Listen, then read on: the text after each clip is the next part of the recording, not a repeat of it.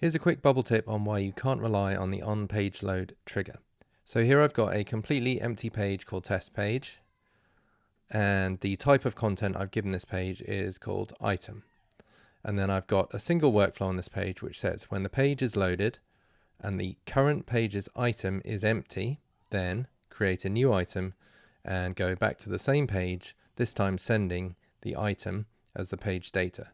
So in theory, the situation you should have here is if someone loads your page and they do not have an item in the URL, then it should just create an item, go back to the page, and the item should be loaded. But let's see what happens if I try that. So if you look at the URL here, it is looping through and creating numerous items in the database until it finally settles down on one item. And if I go back to here and look in the database, this was previously empty. It's now created more than 10 items there.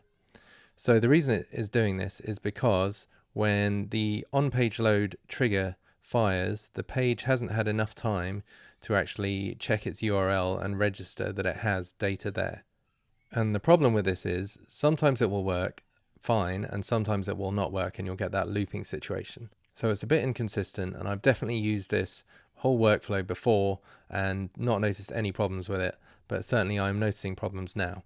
So a better way of doing this, which was suggested to me by a legendary bubbler called Jake Singer, is that instead of doing the pages loaded, we instead use the when condition is true trigger, and we say when the page is loaded, either entirely or above the fold should be fine. So I'm going to do page loaded above fold is yes, and current page's item is empty. Then we are going to do these actions. So let's copy that from here, create a new item, and then go back to the page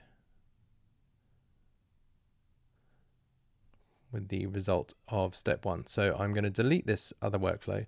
So what this is doing is it's going to wait until the page has loaded above the fold, which means the part you can see on the screen. So once it has loaded and the current page's item is empty, then it will run this workflow, and by the time the page is loaded above the fold, it should have had enough time to figure out whether the current page's item is empty or not. So if we now try this out, you can see there it did not loop through and it only created one item. So let's just try that again. So yeah, that's that. Only created one item. So that has worked. Thank you, Jake and Geo, for your help with this, and I hope that was helpful.